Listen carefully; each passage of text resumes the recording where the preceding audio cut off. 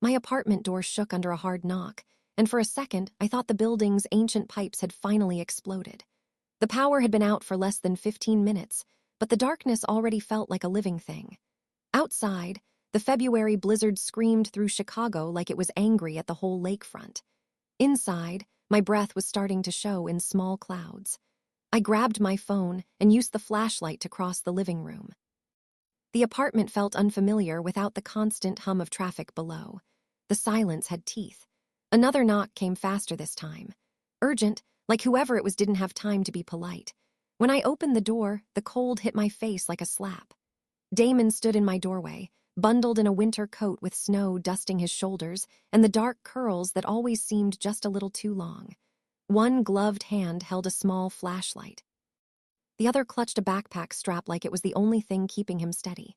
His cheeks were bright red from the wind and his eyes were wide in a way I had never seen before. "Linda," he said, voice tight and shaking. "My heating system completely failed.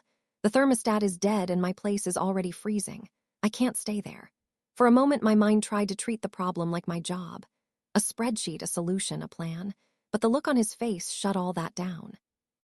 He was scared, and he had come here because he trusted me more than he trusted the storm. I stepped back without thinking. "Come in now." He moved quickly, almost stumbling as he crossed my threshold. I shut the door against the wind and slid the chain lock into place. The apartment was dark except for the candle I had already lit and the faint glow from my phone. I guided him toward the living room while he rubbed his arms like he was trying to wake his skin back up. I had stocked up like an anxious prepper. Canned food, batteries, water, firewood for the decorative fireplace my landlord swore still worked. I had always thought I would ride this storm out alone, the way I did most things. But now Damon was here and the whole night had changed. "Sit," I told him, pointing to the couch. He sank down and let the backpack drop beside him. His gloves came off with clumsy fingers. I went to the closet, grabbed 2 thick blankets and draped them over his shoulders. Then I poured hot water into a mug from the kettle I had warmed near the fireplace. When I handed it to him, our fingers brushed. It was a small touch, but I felt it in my chest like a sound in a quiet room. "Thank you," he whispered, holding the mug with both hands. The living room was cold, but I started the fireplace anyway, crouching close and feeding it small pieces of wood until the flame caught. The fire took its time. The storm outside did not. Damon watched me with a kind of still focus, like he was trying to memorize how safety looked. When the fire finally grew steady, I sat on the other end of the couch. Not too close, not too far. A careful distance that matched the way we had lived as neighbors for 8 months. We had always been friendly, but never close. We talked in the hallway about weather and weekend plans and work, the safe topics. He was a freelance graphic designer working mostly with music labels. I was a financial analyst for a consulting firm downtown. We both had jobs that looked stable on paper. The kind of jobs that let you avoid the messier parts of life if you wanted to. And I wanted to. I had learned how to keep things simple, predictable, contained. 2 years ago, I dated a man named Marcus for nearly a year.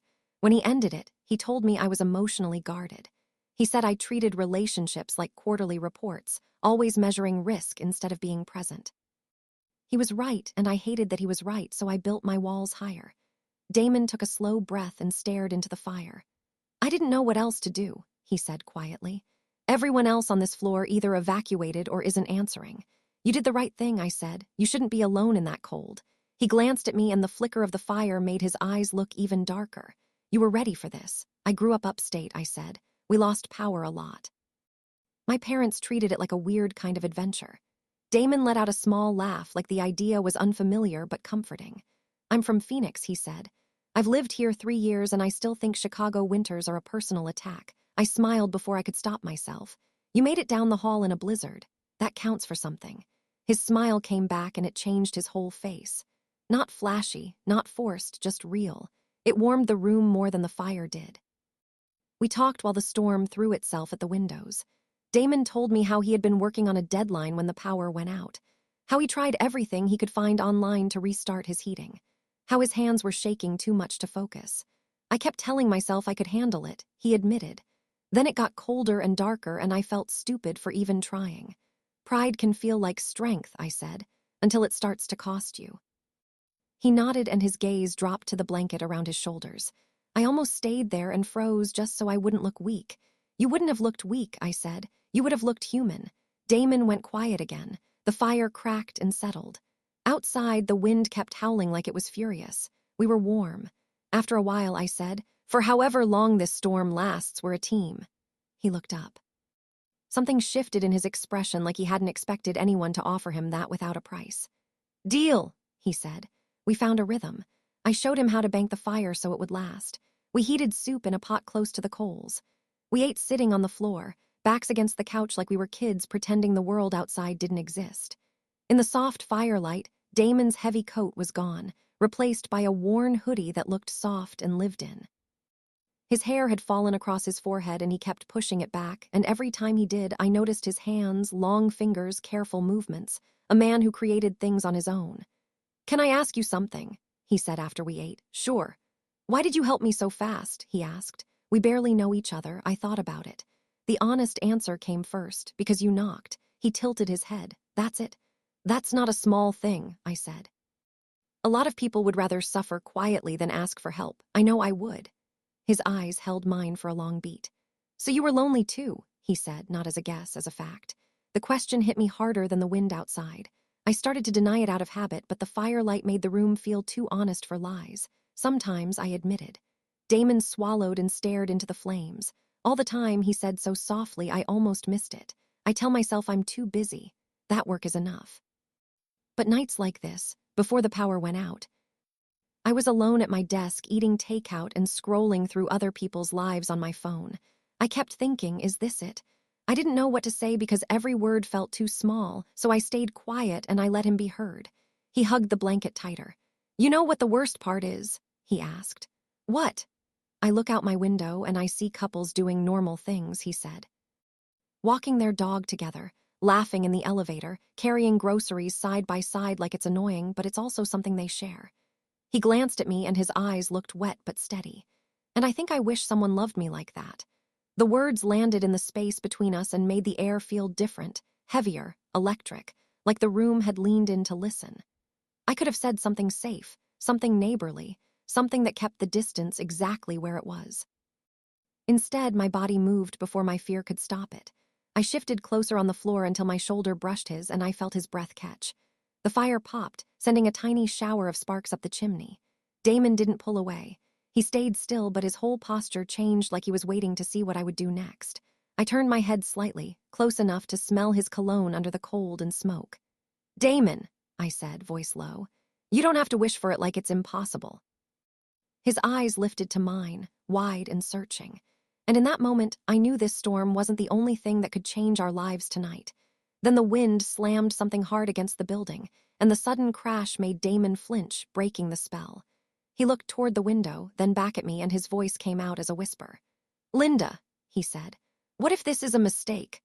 I opened my mouth to answer, but outside the blizzard roared like it was daring me to be brave. Damon's question hung in the air like the cold trying to creep back in. "What if this is a mistake?"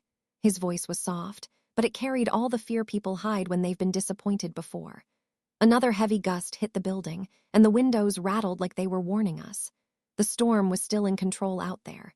In here, it was just the two of us, the fire and the truth we had been avoiding. I turned toward him fully, still close enough that our shoulders touched.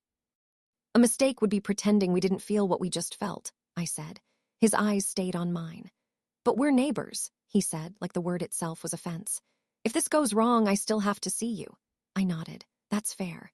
Damon looked down at his hands wrapped in the blanket. "I've been wrong before," he admitted. "I thought if I worked hard enough, if I kept my life organized enough, I wouldn't need anyone.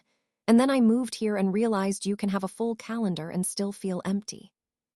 His honesty pulled something out of me, the part I usually locked away and ignored. "I had someone," I said, "Marcus. He told me I was emotionally guarded. He said I treated love like a risk assessment. And when he left, I decided I was safer alone." Damon's head lifted. "Do you still believe that?"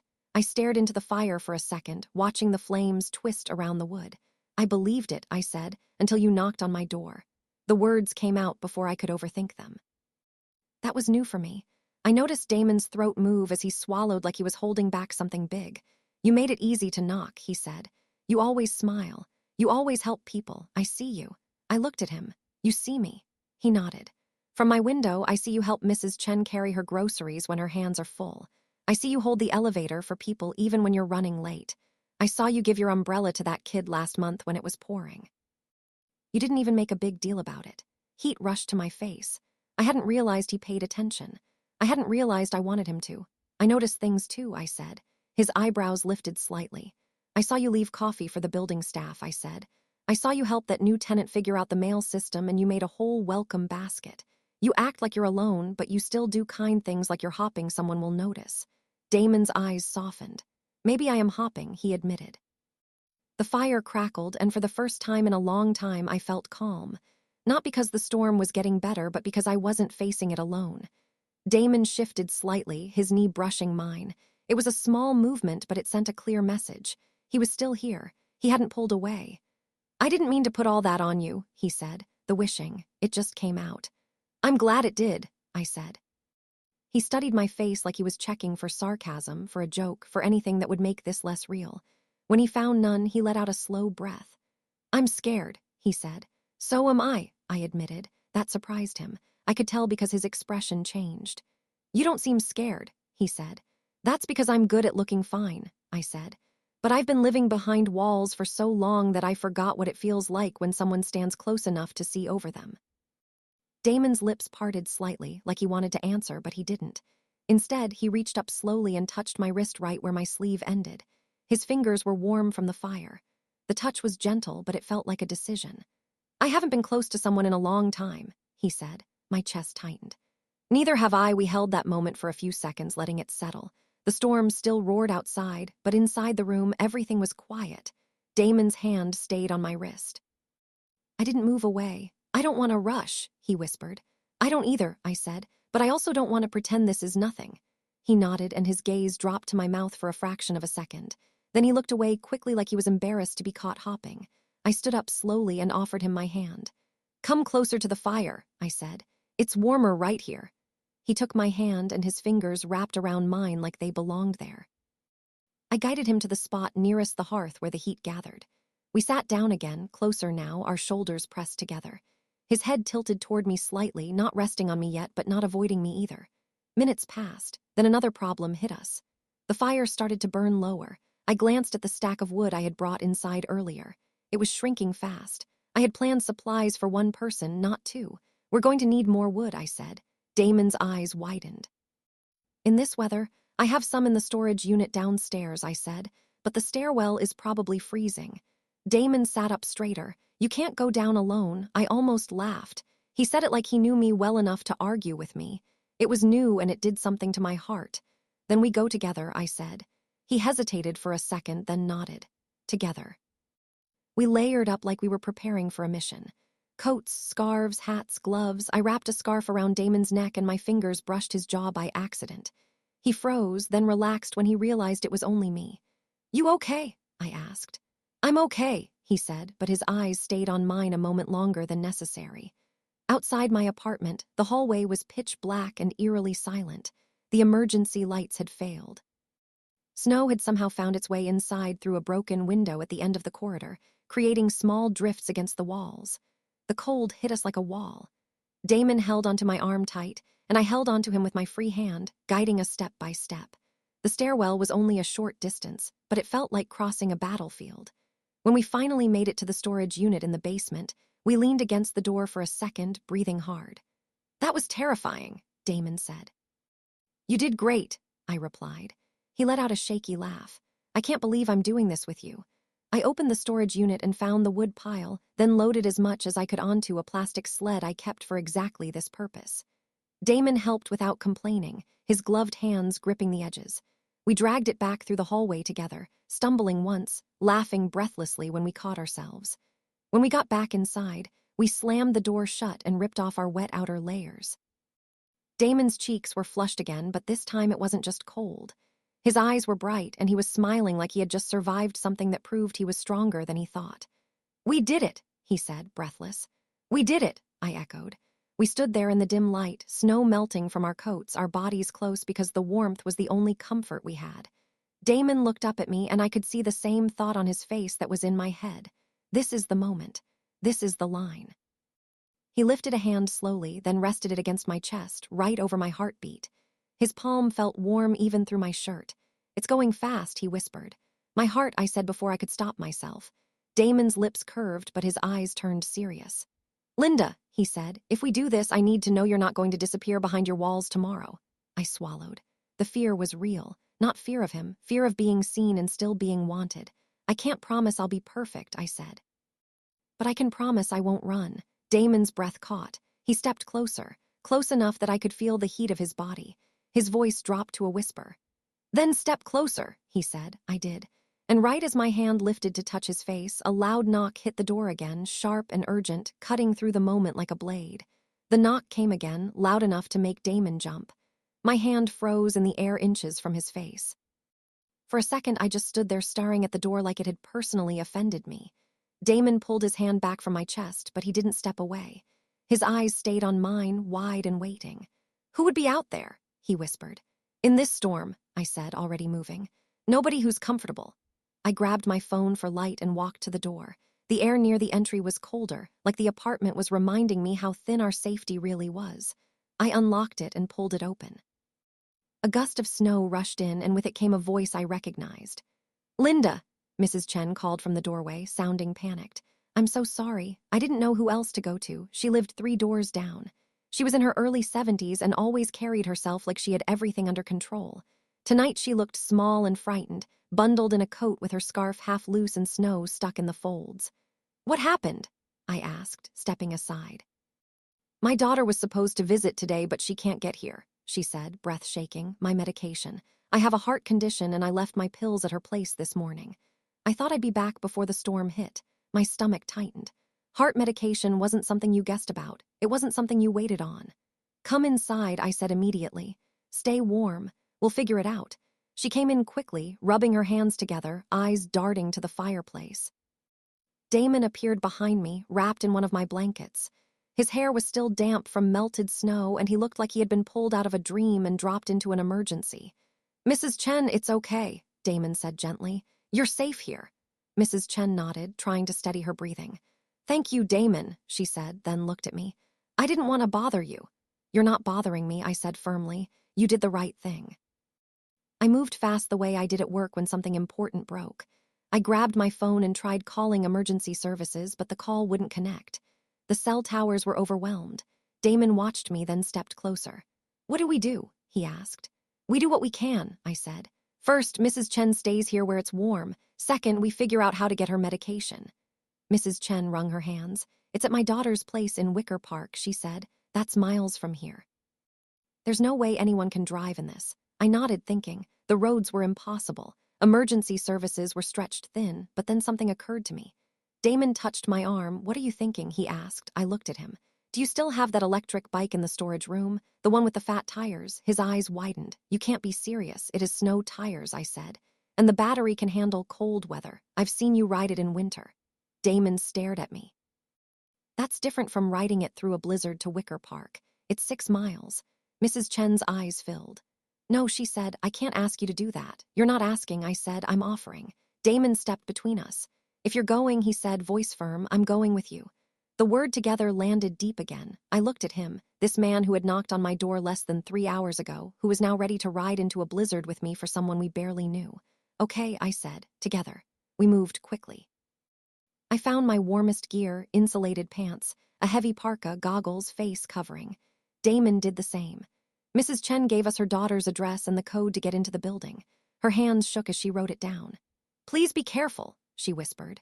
"We will," I promised. The bike was exactly where I remembered it, heavy and sturdy with thick tires designed for snow. Damon checked the battery while I strapped on a headlamp. The storm outside sounded like it wanted to swallow the city whole. "This is insane," Damon said, but he was smiling. "Completely," I agreed. We stepped out into the storm together.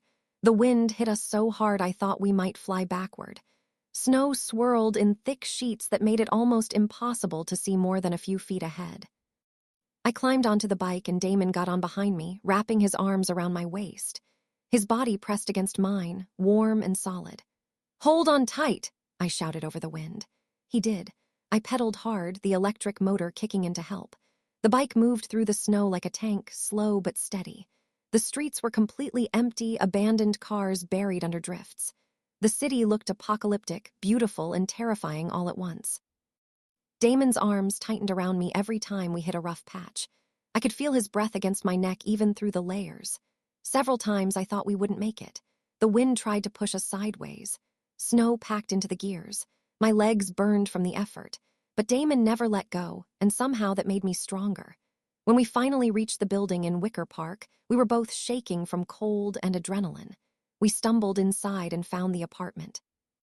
The medication was right where Mrs. Chen said it would be, in a small orange bottle on the kitchen counter. I grabbed it and held it up like a trophy. "Got it," I said. Damon laughed, a wild sound of relief and disbelief. "You're incredible," he said. The ride back was even harder.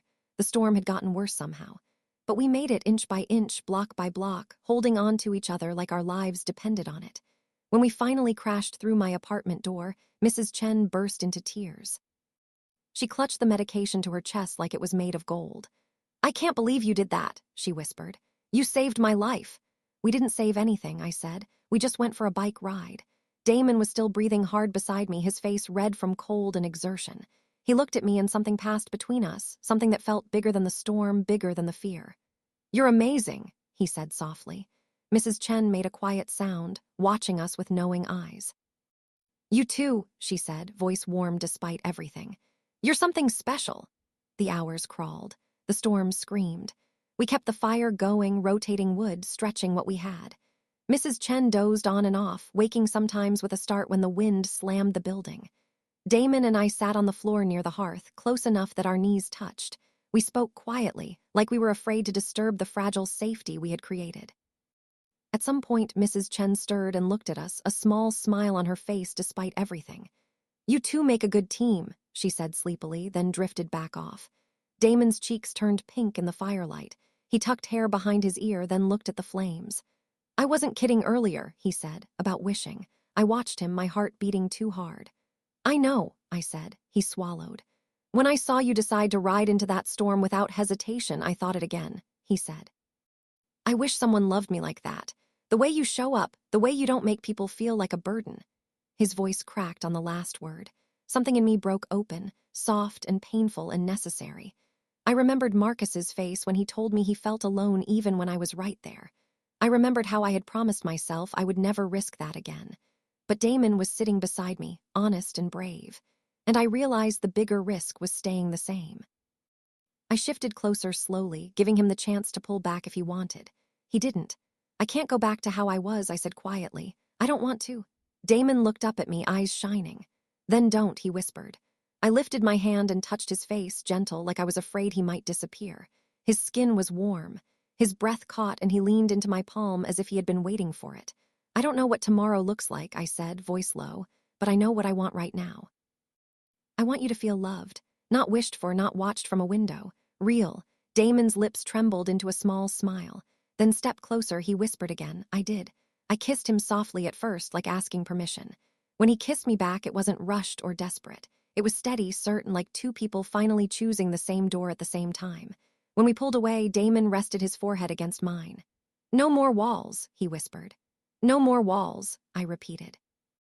Right then, the lights flickered once, twice, and came back on. The heating system kicked in with a heavy hum, and warm air started spilling through the vents like the apartment itself had exhaled. Damon blinked at the sudden brightness, then laughed. A real laugh that sounded like relief and disbelief mixed together. Mrs. Chen woke up with a startled gasp. "The power," she said.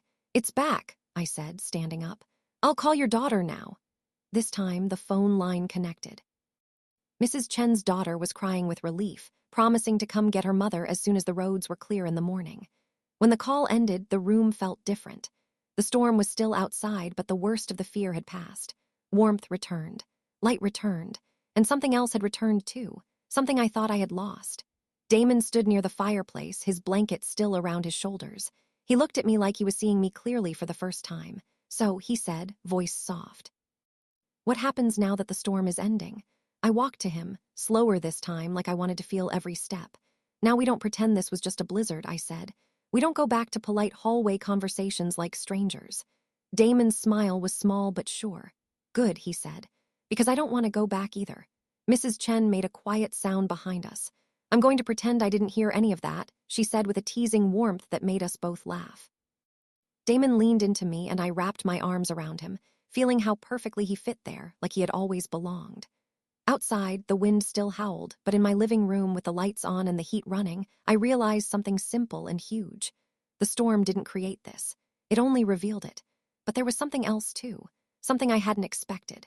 As I held Damon close, I noticed the way Mrs. Chen was watching us with tears in her eyes. Not tears of gratitude anymore. Something deeper. You know, she said softly, when my husband was alive, he used to ride his bike through snowstorms to get me things I needed. Everyone thought he was crazy, but he said love makes you do impossible things. She paused, her voice breaking slightly. He died 2 years ago today. Heart attack. I was supposed to spend today with my daughter because I can't bear to be alone on this anniversary. When I realized I'd left my medication at her place, I thought maybe it was a sign. Maybe I was supposed to just give up. Damon and I both froze, the weight of her words sinking in. But then you too, she continued, wiping her eyes. You reminded me that love still exists in this world, that people still show up for each other even when it's hard. Especially when it's hard, you gave me a reason to keep going. I felt tears sting my own eyes. We didn't know, I said softly. She smiled through her tears. You didn't need to know. You just needed to be exactly who you are. The three of us sat in silence for a moment, the fire crackling, the storm beginning to quiet outside. Damon took my hand and squeezed it. I squeezed back. And I realized that sometimes the greatest love stories aren't just about two people finding each other. They're about how that love ripples outward, touching everyone around them, reminding the world that kindness and courage and connection still matter. Damon looked up at me and whispered, I'm really glad I knocked. I kissed his forehead. I'm really glad I opened the door. Mrs. Chen settled back into the couch, her medication clutched in one hand, a peaceful expression on her face. Me too, she said softly. Me too.